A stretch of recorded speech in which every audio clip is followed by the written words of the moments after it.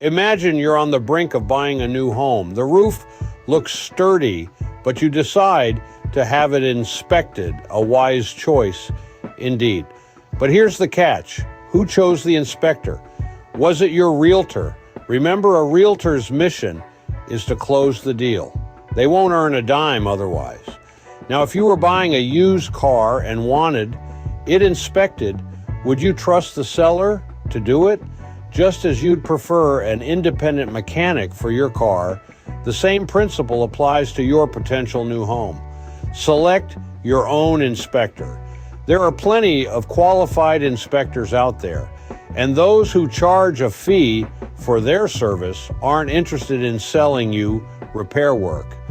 They've already been compensated, so hire a licensed roof inspector, pay the fee, and rest assured that the inspection will be thorough and accurate.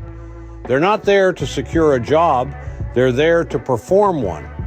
A roof inspection is a crucial step in purchasing a home.